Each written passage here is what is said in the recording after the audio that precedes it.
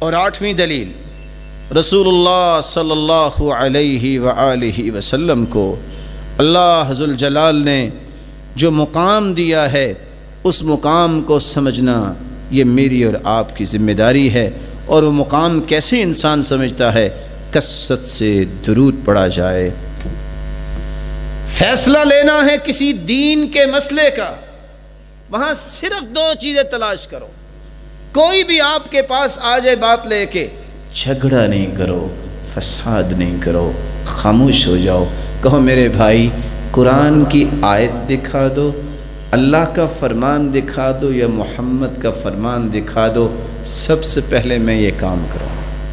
اگر قرآن اور حدیث اس عمل کو ثابت نہیں کر رہے، اس کا مطلب ہے یہ عمل اللہ کو پسند نہیں آئے گا، یہ عمل پسند نہیں آئے گا، اللہ تعالیٰ کو یہ دین نہیں ہو سکتا۔ اس لیے اللہ ذوالجلال نے ایک بات کہہ دی ہے، اور اس بات کو سمجھنا میرے اور آپ کے لیے اتنا ضروری ہے جتنا ہم زندہ رہنے کو ضروری سمجھتے ہیں۔ فَلَا وَرَبِّكَ لَا يُؤْمِنُونَ حَتَّى يُحَكِّمُوكَ فِي مَا شَجَرَ بَيْنَهُمْ۔ اللہ ذوالجلال اپنی قسم اٹھا کے کہتے ہیں، میرے محبوب مجھے اپنی عزت، جلالت، تقدس، عظمت کی قسم، تیری بات کو جب تک یہ حتمی آخری بات، اٹل فیصلہ، حرف اخیر کو نہیں مانتا، میری قسم مجھے میرے نزدیک وہ مومن ہی نہیں ہے۔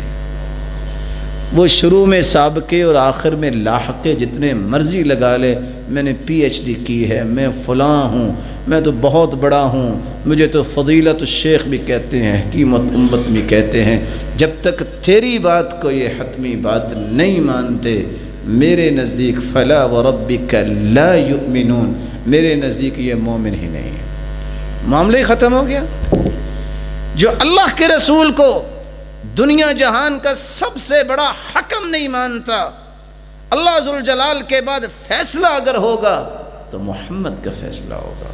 جو نہیں مانتا اسے اپنے ایمان کی خیر منانی چاہیے۔ رسول اللہ صلی اللہ علیہ وسلم کی محبت کی دلیل یہ ہے